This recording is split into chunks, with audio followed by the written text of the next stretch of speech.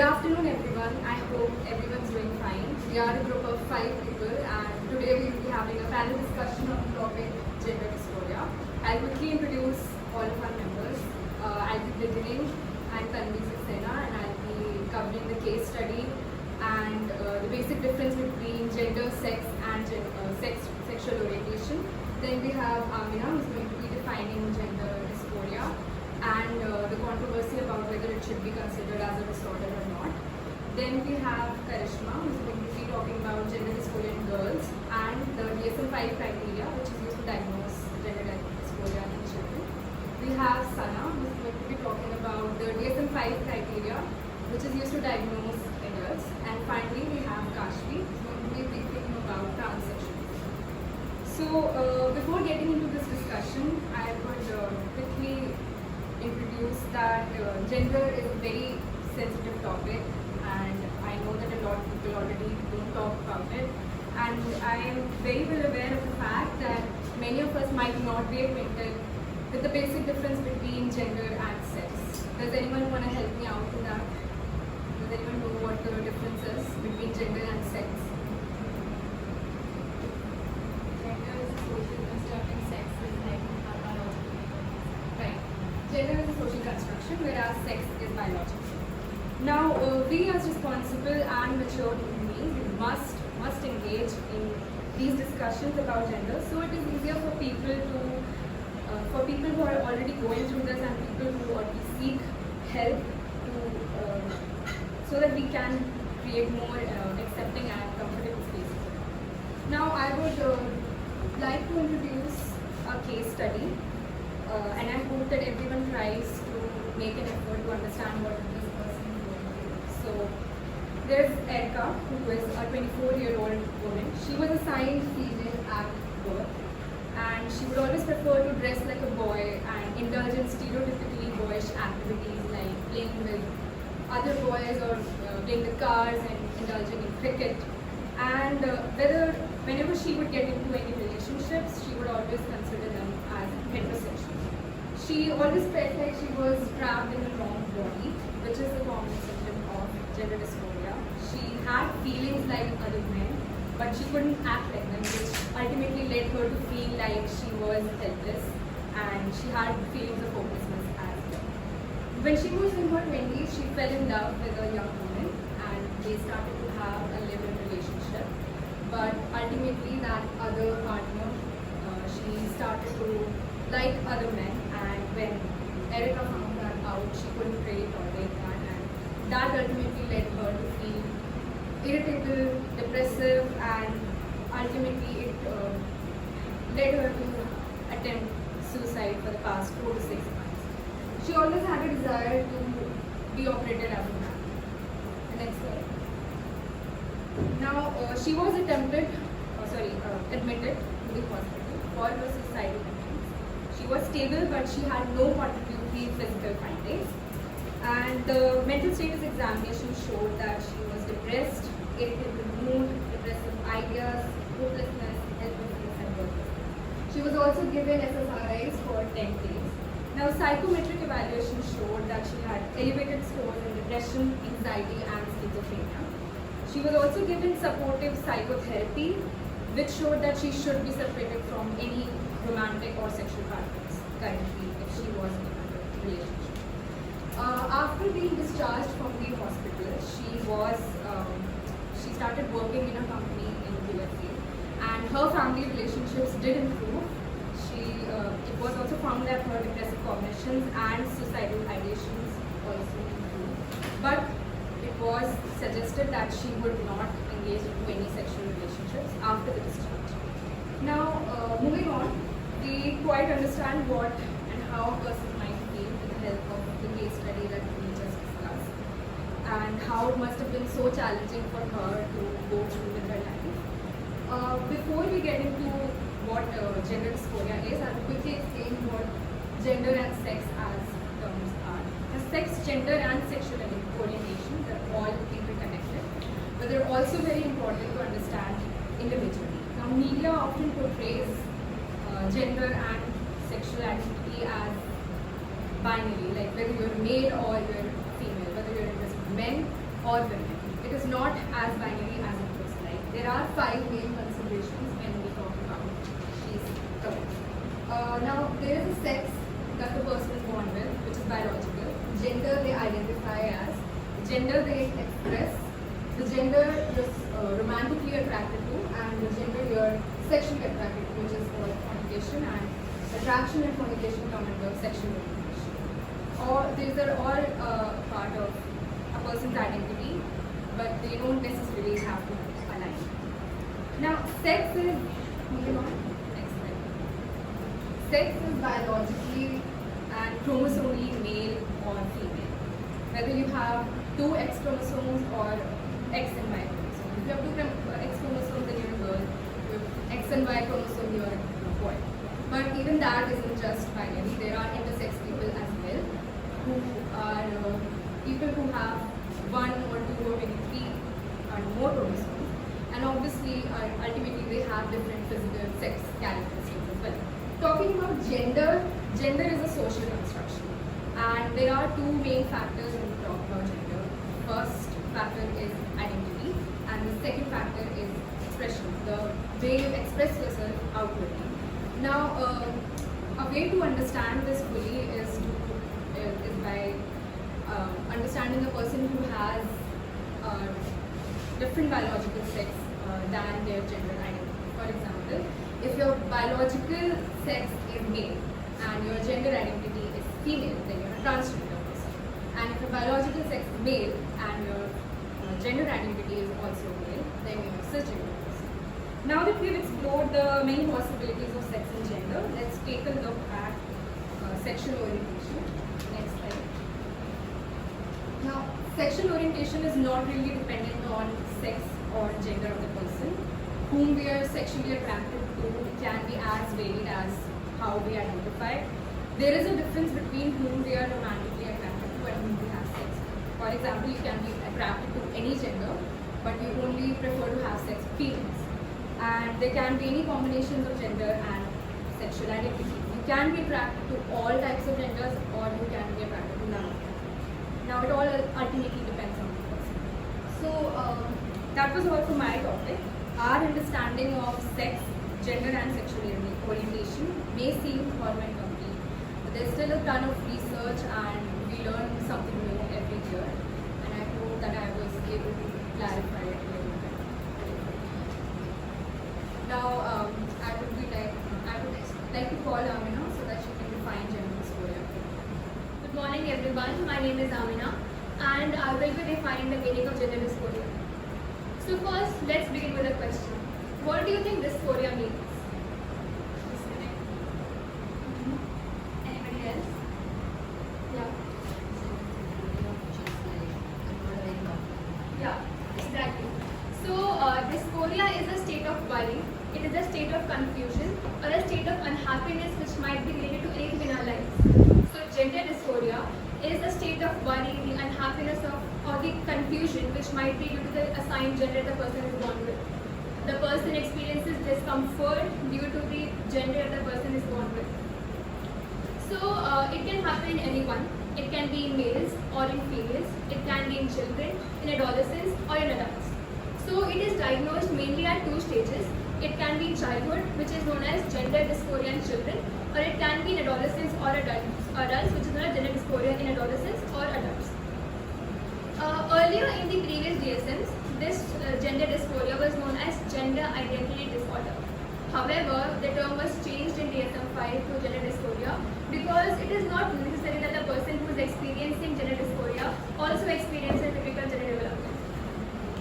Now, this dysphoria has a dimensional approach, which means that it varies from person to person. So, for example, if a person has dysphoria, their dysphoria might be lower or even maybe more than the person from another person. And similarly, it fluctuates within the person. So, for example, if a child is experiencing gender dysphoria in childhood, this dysphoria might increase or decrease as the person grows up, or it might even get resolved. Now, I'd like to tell you about how it develops. So it does not come out of anywhere, it gradually takes place within the individual. So in children it takes the form of the opposite sex activities that a child might perform. So the boys might indulge in feminine traditional activities like playing with dolls, etc., and the girls would engage in rough and tumble play. And however, it is not necessary that the person who is experiencing gender dysphoria, a child who engages in such opposite sex activities experiencing gender dysphoria. So what distinguishes a typical child from a gender dysphoric one is the strong desire to be like the opposite sex. The strong desire to grow up like the opposite sex. And this desire can lead to severe distress within the individual. And this distress is persistent within the individual and continues to stay in the individual as the person grows up. Now we'd like to show you a small animated movie for your better understanding.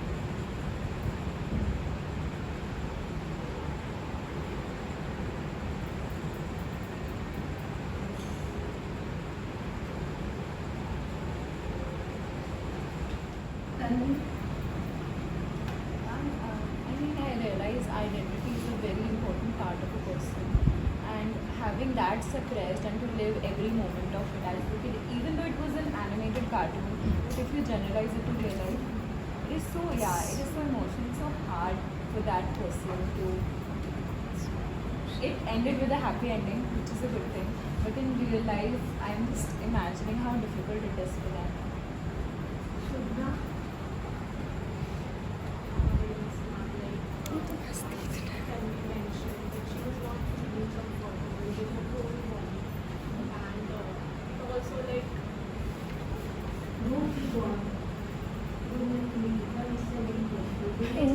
I am Amina. Yesterday we had a discussion about the meaning of gender dysphoria and the difference between gender and sex, and we had a very interesting discussion on it after we showed you an animated film.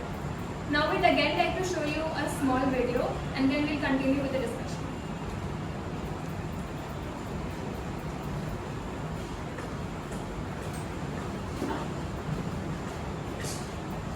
Dysphoria, a term many don't know but may soon feel.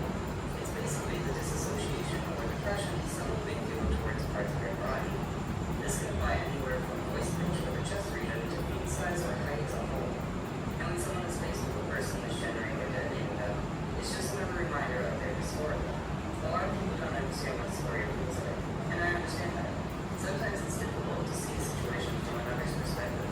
In other words, dysphoria feels like wearing your right shoe on your left foot, and your left shoe on your right foot, putting together, taking them off. So it's uncomfortable, and you can't be your true self.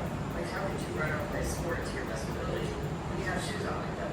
And maybe you forget about it for a bit while sitting or getting distracted, but once you start walking, you'll notice it all over you. That being said, everyone feels dysphoria at different levels. While one might only bother you a bit,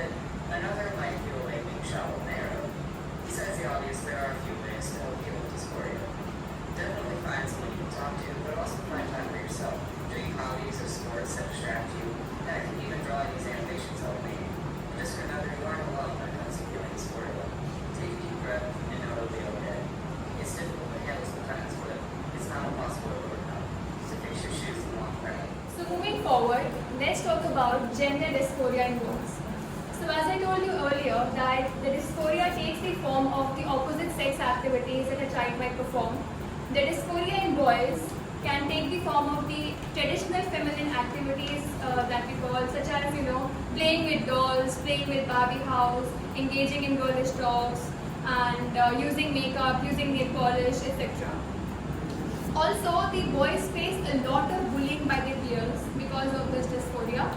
So, in a study by Cohen in 2003, it was found that the girls have a better tolerance towards their peers having dysphoria as compared to the boys.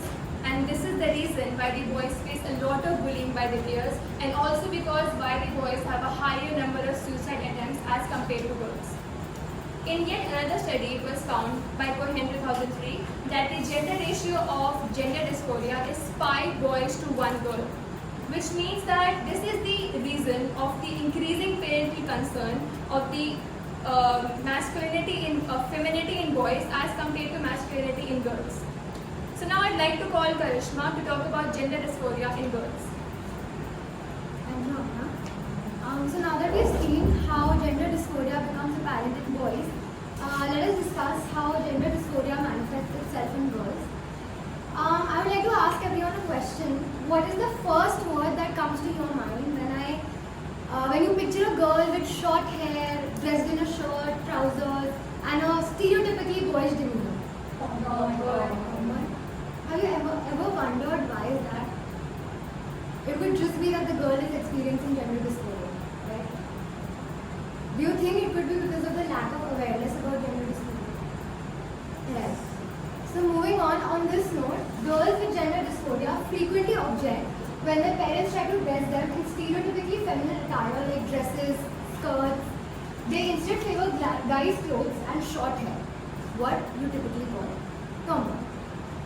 Right. Strong male characters like Batman and Superman are common examples of fantasy heroes. They are less interested in dolls and more into sports. Now, we spoke about tomboys. What do you think distinguishes tomboys from girls experiencing gender dysphoria? Anyone? The desire to be a male or to develop into a man distinguishes girls with gender identity disorder. Previously, gender dysphoria was known as gender identity disorder.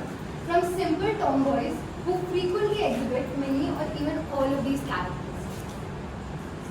Now, Amina mentioned that girls are more tolerant, right? Why is that so? Okay. How many of you refer to yourself as a boy when you were young? Mummy खाना खाने बुला रही है तो हाँ mummy आ रहा हूँ. कुछ नहीं करना तो नहीं मैं नहीं करूँगा. A lot of people. How many of your brothers do this? No? How many of you like to engage in sports as a child? A lot of you. But did your brothers ever play with dolls? No? Exactly. This brings me to my next point, which is basically because cross-gender behavior in young girls is more accepted than it is in young males, young girls with gender dysphoria are treated better by their peers than young boys with gender dysphoria. Now that we've discussed how gender dysphoria manifests itself in girls and boys, Amina is going to tell us a bit more about the ongoing controversy over the label and whether or not gender dysphoria should actually be diagnosed in young children. Okay, so let's talk about gender dysphoria and culture. So the researchers in the non-Western cultures have shown us that the stigmatization of gender dysphoria is not universal. So in Samoa region, there exists a third kind of a gender which is known as Spaafi. This third gender is neither male nor female, and they are typically attracted to heterosexual men. However, there are no boundaries to it. So these Spaafines, they never report any distress because of their gender identity, because they are accepted by their families, by their culture and by the society that they live in. So this brings us to a very important question. Is gender dysphoria really a disorder?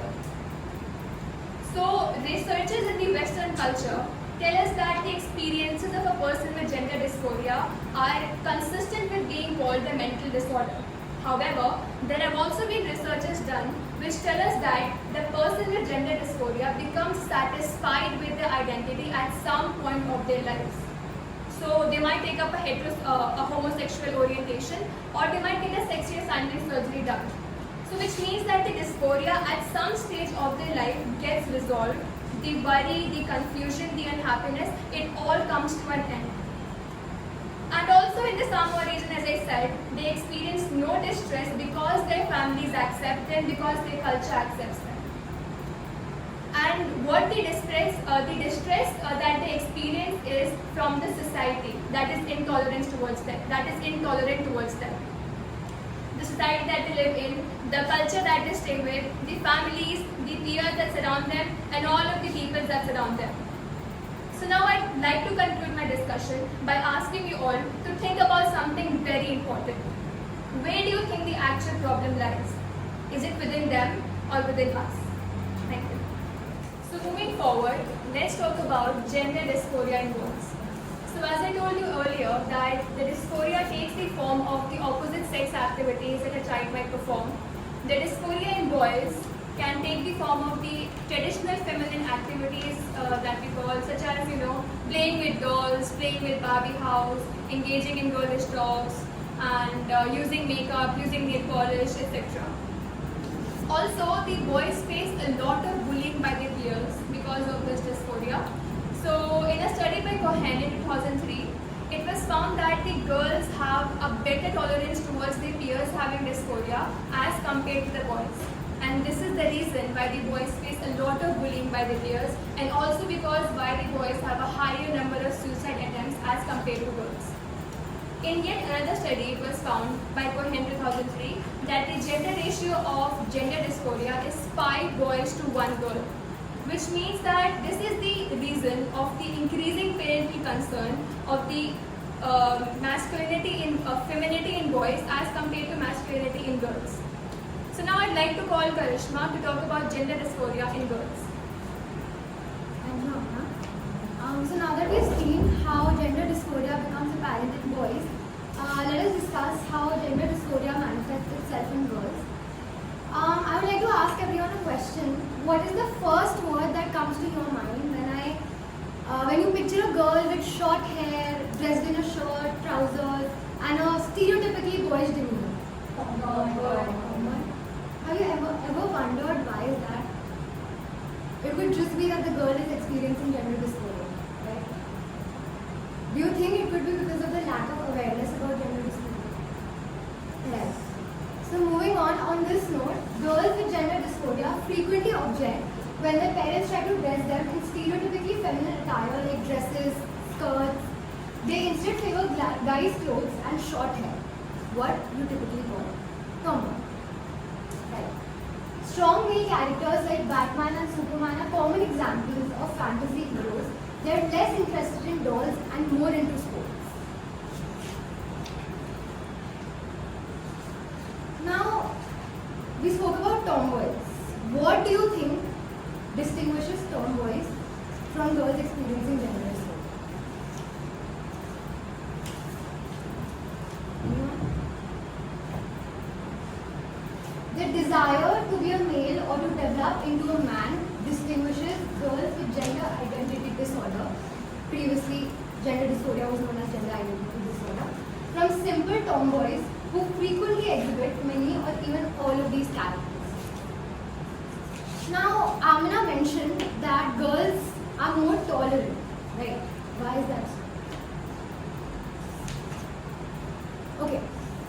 How many of you refer to yourself as a boy when you were young? Mummy खाना खाने बुला रही है तो हाँ mummy आ रहा हूँ. कुछ नहीं करना तो नहीं मैं नहीं करूँगा. A lot of people. How many of your brothers do this? Not?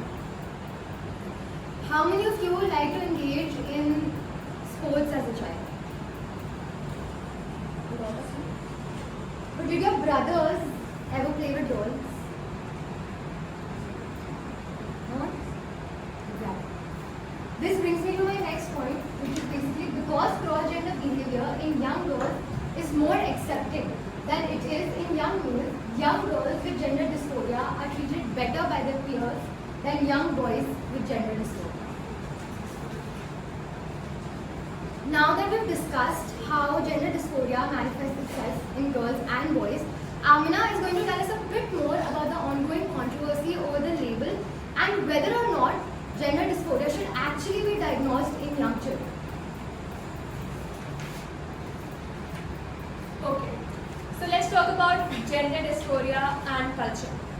So the researchers in the non-Western cultures have shown us that the stigmatization of gender dysphoria is not universal. So in Samoa region, there exists a third kind of a gender which is known as Fa-Fe. This third gender is neither male nor female, and they are typically attracted to heterosexual men. However, there are no boundaries to it. So these Fa-Fems, they never report any distress because of their gender identity, because they are accepted by their families, by their culture, and by the society that they live in. So this brings us to a very important question. Is gender dysphoria really a disorder? So researchers in the Western culture tell us that the experiences of a person with gender dysphoria are consistent with being called a mental disorder. However, there have also been researches done which tell us that the person with gender dysphoria becomes satisfied with their identity at some point of their lives. So they might take up a homosexual orientation, or they might get a sex reassignment surgery done. So which means that the dysphoria at some stage of their life gets resolved. The worry, the confusion, the unhappiness, it all comes to an end. And also in the Samoa region, as I said, they experience no distress because their families accept them, because their culture accepts them. And what the distress that they experience is from the society that is intolerant towards them, The society that they live in, the culture that they stay with, the families, the peers that surround them, and all of the people that surround them. So now I'd like to conclude my discussion by asking you all to think about something very important. Where do you think the actual problem lies? Is it within them or within us? Thank you. Now, we've seen clearly that gender dysphoria manifests itself and is visible differently in boys and in girls. Do you think there's a difference in how gender dysphoria manifests itself in adults and children? Yes? No? There is. So, consequently, the DSM-5 criteria also gives different criteria for the diagnosis of gender dysphoria in children and young adolescents and adults. I'll be discussing the criteria for gender dysphoria in children.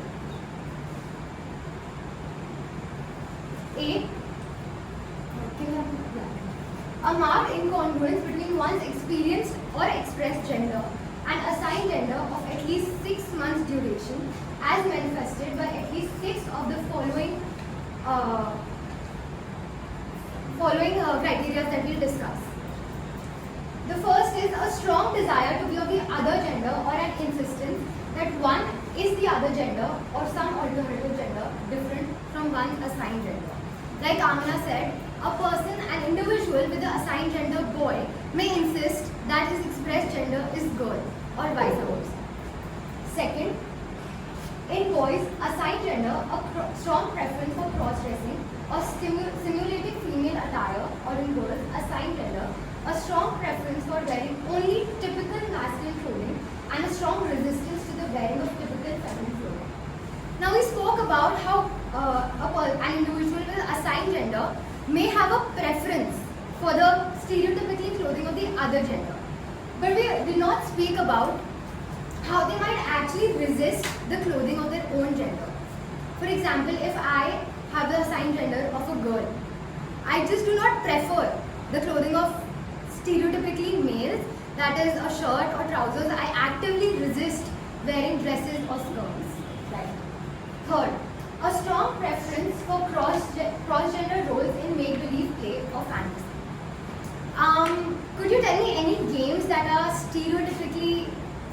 considered stereotypically feminine during your childhood?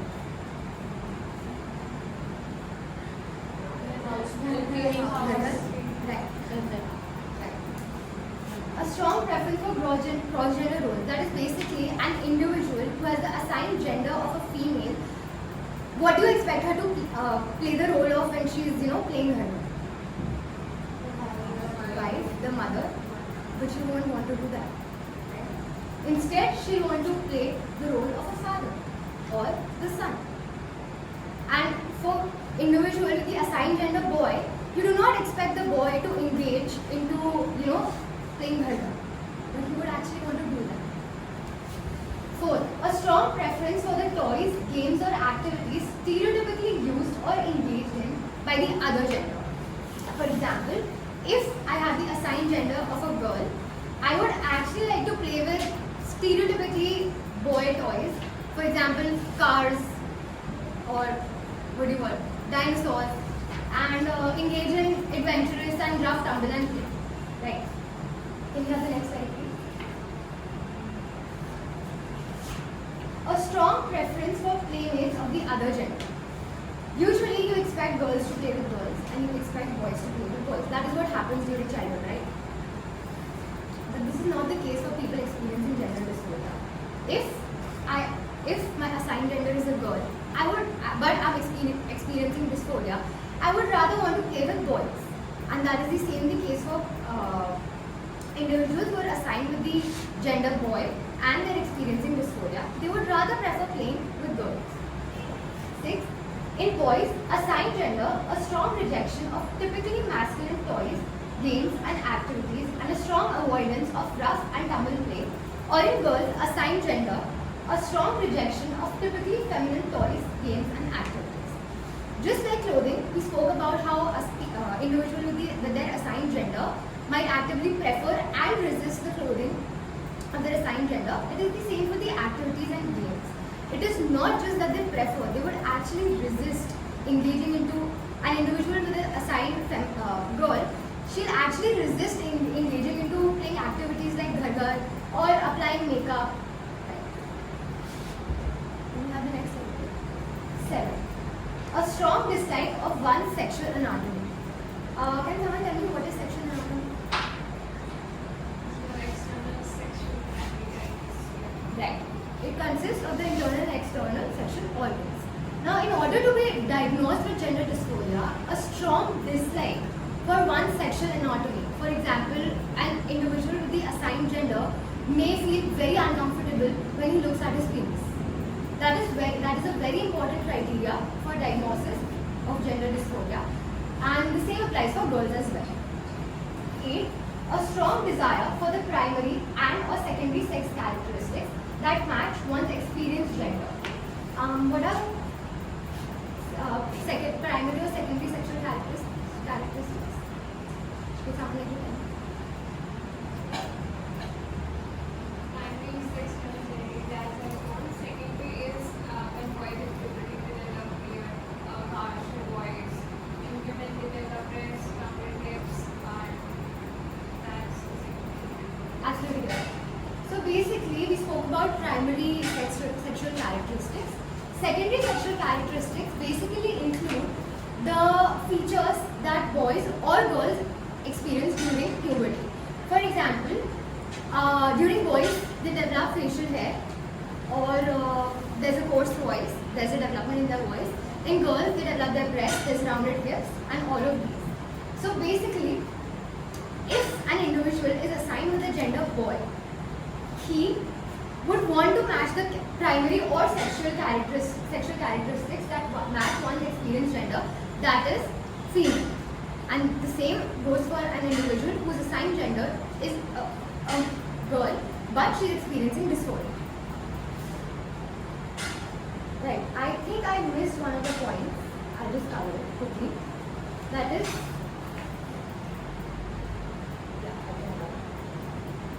now B. The condition is associated with clinically significant distress or impairment in social, school or other important areas of function. So basically, among the 8 criteria that we discussed, it is important that the person shows at least 6 of them. Correct. And along with that, it is important that the person experience significant distress in various, aspects of their life. For example, social, school, or even occupational. Right. Now moving on, Sana will be telling us a bit more about the DSM-5 criteria in adults, and we'll know a bit more about that. Good morning everyone, I'm Sana. I'll be talking about the DSM-5 criteria in adolescents and adults, as well as the prevalence and a little bit more about gender dysphoria. So before we get into it, if you guys remember, Amina said that gender dysphoria can be diagnosed at 2 different times in a person's life, in childhood and when they're adolescents or adults. So before I get into it, I would like to reiterate that this is a really sensitive topic, and DSM criteria can be quite clinical in nature. So just do keep in mind everything that we've told you guys already about, how it's actually experienced in practical life. So with that, let's get into it. The first point is about incongruence. This is what we're talking about when we wore our shoes on the wrong feet. This is what it feels like. This is what incongruence feels like between what you experience and what you physically are. Okay. The second is about getting rid of what you already have. Those the characteristics that you have, you're not satisfied with. You evidently want the characteristics of the other sex. Third. So in this point, it's wanting the characteristics of the other sex rather than the second, which is about getting rid of the ones that you have. And the third is a strong desire to be of the other gender, which is again the difference between male, female, and girl and boy, which we've explained a few times now. The fifth is a strong desire to be treated as the other gender. Again, this is about societal perception, how your parents, how your peers, your friends, your teachers treat you. Next slide. Okay, so the next point is a strong conviction that one has the typical feelings and reactions of the other gender. Can someone tell me how would you expect a boy to react in a stressful situation or in a fight? Yeah, aggression. And how would you expect a girl to react in the same situation? Sad or crying, something like that, right? So here the person is convinced that they have the feelings and the reactions that the other gender experiences, or some other alternative gender that is different from the one that they are assigned at. Obviously the next point is the condition is associated with clinically significant distress or impairment in social, occupational, or other important areas of function. Okay, so now we can come to the outcome in adults. Before we do this again, does anyone want to explain the differences between sex, gender, and sexual orientation, because it's really relevant here? Okay, can someone tell me what sex is? No one? Okay, so yeah, exactly. It's biological. What's gender? Yeah, and what's sexual orientation? Attraction. Exactly. Okay, I'm glad you guys got that. Let's get into the outcome and goals. So, in a study done by Zucker in 2005, the most common adult outcome of boys with gender dysphoria has been homosexuality rather than transsexualism. So, in Richard Green's study, it was a prospective study within 44 very feminine boys, and only one at the end of the study had sought sex change surgery by the age of 18. So about 3/4 of the participants became gay or bisexual men who were evidently satisfied with their biological sex. So the outcomes of gender dysphoria can really differ, and it differs across the lines of gender, sex, and sexual orientation as well. So several later studies of clinic-referred children have also found that 10 to 20% of boys with gender dysphoria were transsexual by age 16 or 18, and about 40 to 60% identified as homosexual or bisexual, a percentage that will obviously increase as they got older. Okay, so now we'll talk about the outcome in girls as well, but keep in mind the point that Karishma just made, that it's a lot more common in boys to experience extreme discomfort. It's just the prevalence rate is more in boys. So in girls, there have been several smaller prospective studies, and it's shown that 35 to 45% may show persistent gender dysphoria leading to sex reassignment surgery in men, and approximately half of them had a homosexual orientation. So at the same time, the largest prospective study to date, which followed 25 girls with gender dysphoria ranging from the ages of 3 to 12 into young adulthood, averaging around the age of 23, found that there were somewhat lower rates of persistent gender dysphoria and homosexuality. So at follow-up, three of the people were classified as being dissatisfied with their gender, and two of those three wanted to have sex reassignment surgery. Okay, so let's come to prevalence. As if you guys could tell from the statistics that I just mentioned, it's quite rare for someone to go and reject their natal sex and go for surgery to change it. So the estimated prevalence in natal males is between 5 and 14 per thousand, and for natal females it's been between 2 and 3 per thousand. So it occurs approximately 3 times more frequently in natal males than females. Next slide. Okay, so now because people are starting to accept that this is the thing and people want to change their gender, their sex, it's become part of legality in countries. So many countries now have a framework of steps that you can follow to change gender. So in Germany, for instance, between 2.1 and 2.4 per 100,000 in the population took at least the first legal step towards changing their first name in the 1990s. So in that country, the male to female ratio of people with gender dysphoria is 2.3:1. So like I said again, it's more common in males than females. And since 2006 in New York City, people may choose to alter the natal sex listed on their birth certificates following surgery. So I wanted to ask you guys, do any of you know what the legality is in India regarding changing sex? None of you at all? That's really sad. So basically, there is a transgender person's protection of rights bill that was passed in 2019, whereby the judgment upheld the right for transgender person to self-perceived gender identity, meaning that it's guarded by the constitution.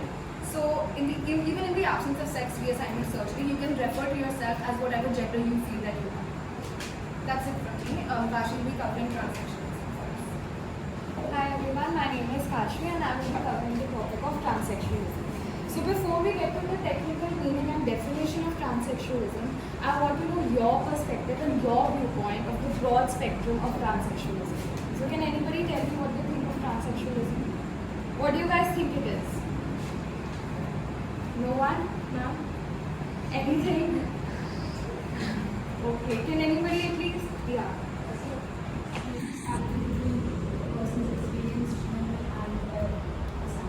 Yeah, that's right. Can anybody think of a movie, Bollywood or Hollywood, which depicts the journey of a transsexual person? Sorry? Anybody else? Yeah, one of the most popular movies in Bollywood ever made on transsexualism was Chandigarh Karayashi. So I'll be describing what transsexualism is. Transsexualism refers to a condition when a person's psychological gender differs from his or her biological sex, as Sanya said. So while an individual may be assigned a particular sex at birth, his or her idea of what their gender actually is might differ from it. So while a trans man is a man who is identified as a female at birth, they might not refer to themselves as a female. Similarly, when a girl is identified as a girl at birth because of their biological representation, they might not refer to themselves as females but as males. So, next slide. Yeah, so many people want to change how they are perceived by the society. So can any of you tell me some of the minor ways in which they might show these changes? Anybody? Changes as in surgeries, anything else apart from this? Yeah, ma'am, but that's under surgery. Anything that does not just include surgery. Yeah, name, pronouns, and how you dress yourself up. So, many trans people, but of course not all, take up surgery. Hormone treatment is another part which is taken under it. Cosmetic and fashion sense, like how you dress yourself up, of course. Karishma, everybody covered this topic up, that you might not be tomboyish and be a girl, and you might dress yourself differently. You might apply makeup, but you're a boy. That's not wrong. That's just how you are showing your gender dysphoria. Okay, so also they change these appearances, they do these changes in themselves so that they can align their appearances with their identity of what gender is. Okay, so next. Now I will be talking about transsexualism and its occurrence. How many of you think it's very rare? In India, at least. How many of you know people who are transsexual? 1, 2, 3. That's about it. That's how many people we know. So transsexualism represents the extreme on a continuum of transgenderism. Transsexualism is apparently very rare, and in the past European studies it has been found that 1 in 30,000 adult males and 1 in 1 lakh adult females seek sex reassignment surgery. However, more recent estimates have shown that at least 1 in 12,000 men in Western countries undergo this surgery. Until fairly recently, most researchers assumed that transsexualism was the adult version of gender dysphoria, and indeed that is often the case. That is, many transsexuals actually had a gender dysphoria as children, and their adult behavior is analogous. Next slide. Yeah. So this appears to be the case for all female to male transsexuals. That is, they recall being extremely tomboyish and masculinity persisted into their adulthood. Most but not all female to male transsexuals are sexually attracted to women. In contrast to next slide. In contrast to female to male transsexuals, there are two kinds of male to female transsexuals with very different causes and very different developmental courses. Does anybody have an idea of male to female transsexualism? Types of male to female transsexualism? Nobody? Okay, so I'll be explaining. There are homosexual and autogenophilic transsexuals. So homosexual transsexual men are generally very feminine in nature and have the same sexual orientation as gay men. Of course, they don't prefer being labeled gay because they present their sexual identity as females. Of course, you wouldn't want to be referred to as gay when you are depicting your sexual orientation as female. Okay, so they are sexually attracted to biological males. However, because these transsexual men experience their gender identity as female, they often define their sexual orientation as heterosexual and resent being labeled gay. In contrast, autogenophilic transsexuals are motivated by autogenophilia, which is a paraphilia where there is an attraction to thoughts, images, and fantasies of being themselves as a woman. Okay, this diagnostic distinction has not been made in DSM-5 but is briefly mentioned in it. This distinction is actually really important to understanding the fundamental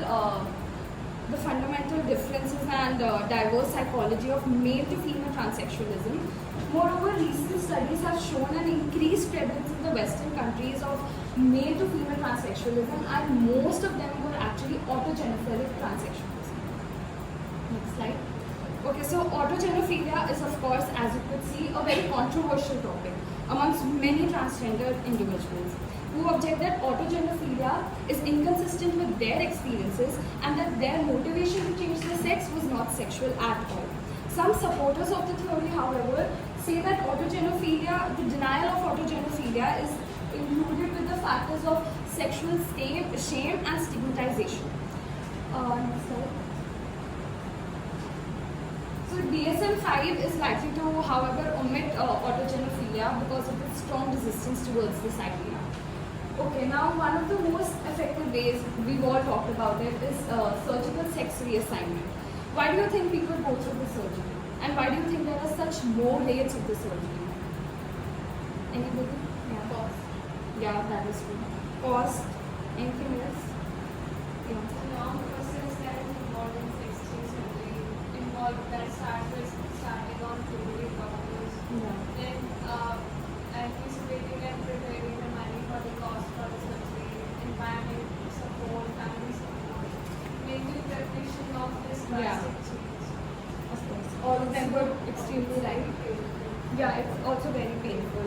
But one of the most important reasons why people in India actually who are willing to get a surgical sex reassignment surgery do not get it is because of the expensive cost of it. It's quite expensive, and normal people who earn are like, of course, like me, I cannot opt for a sex reassignment surgery because of the extreme cost of it. Okay. So one of the effective ways to cope with surgical sex reassignment is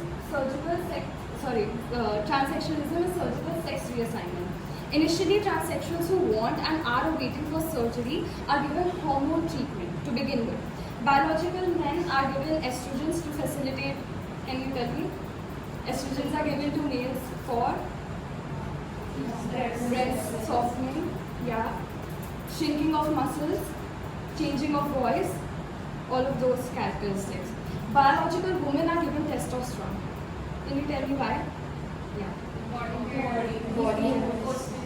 Yeah. So, yeah, exactly. So before they are eligible for the sex reassignment surgery, they are given a hormone therapy, and they must typically live at least a year as the gender they wish to pursue in the future. If they successfully complete this trial period, they undergo the surgery. The majority of transsexuals are very satisfied with their outcome, but there might be variability, as everybody said. Their experiences are very different, and some might be satisfied with the outcome and others might not be. So that's it. Thank you. Yeah, there is a game, I forgot. There is a game for all of you. There are some transsexual celebrities in the next few slides. Can any of you tell me the names? You have the before and after pictures. Before they got the sex reassignment surgery and after they pursued it. Right. Next slide. Next. One of the most popular, Caitlyn Jenner. Next. Euphoria character, our favorite. I think you know that she's not. Yeah, she's a she knows model. the name. She's a model. Her name starts with H. No idea. It's Hunter Schafer. That's it. Thank you. Thank you, Kashri, and thank you everyone for participating in our panel discussion. I would like to conclude it by saying a few things about gender dysphoria. Now, gender dysphoria can affect many aspects of our life, including daily activities. People experiencing gender dysphoria might have difficulty in schools, in colleges, in offices, wherever they go, due to the pressure to dress in a way that is associated with their sex assigned at birth, or out of fear of being harassed or teased. People who have gender dysphoria also often experience discrimination, which ultimately results in stress. To be associated with roles that seem virtually unreachable can cause immense unease and distress in people. Therefore, we should always remember to be kind to everyone near and around us. I would like to end our panel discussion with a quote that says that the greatest gift that you can give to others is the gift of unconditional love and